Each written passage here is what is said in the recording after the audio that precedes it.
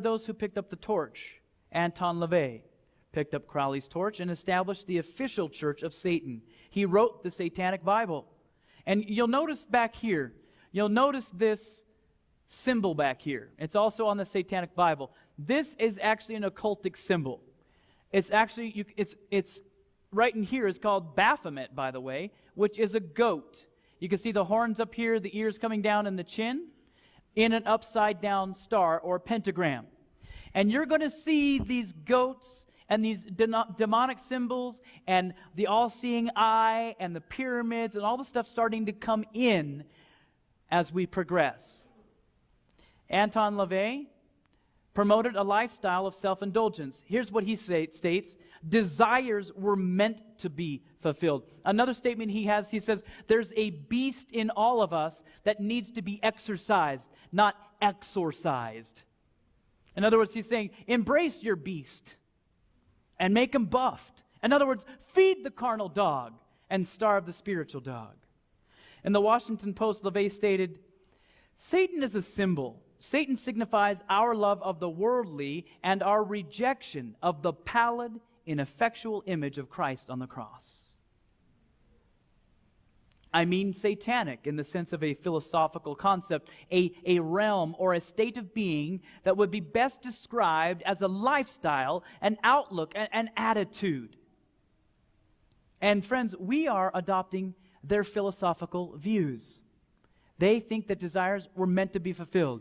They say if anybody comes and starts to take anything from you, destroy them. These are part of their tenets of what they believe. So Crowley's do what thou wilt is the whole of the law is actually the Church of Satan's official philosophy and doctrine. So in essence, Anton LaVey is only carrying the torch that Aleister Crowley once lit, which was lit by the Prince of Fire, if you will, Satan himself. So Satan influences Crowley, Crowley influences Anton LaVey, and therefore the official Church of Satan is established. Satanists use a pentagram with the 2 points up, often inscribed in a double circle, with the head of a goat inside the pentagram. And like I said, this is actually referred to as the sigil of Baphomet. They use it much the same way as the Pythagoreans, as Tartarus, literally translated from the Greek as the pit or void. In Christian terminology, the word is used in the Bible, referring to the place where the fallen angels are fettered. The Greek letters are often replaced by Hebrew letters, forming the name Leviathan. So you'll see around here, these different letters around the Baphomet symbol here are actually Hebrew, and it means Leviathan. It's a sign of rebellion, of religious identification. And the 3 downward points symbolize the rejection of the Holy Trinity: God the Father, Christ the Son, and the Holy Spirit.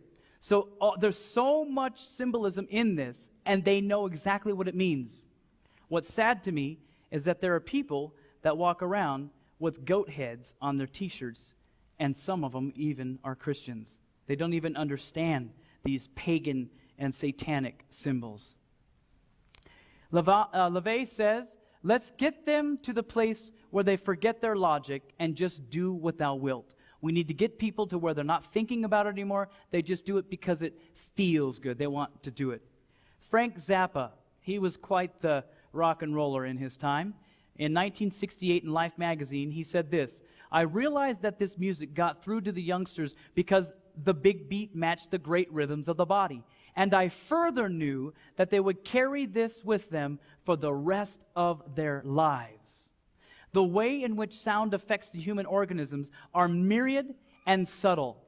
The loud sounds and bright lights of today are tremendous indoctrination tools.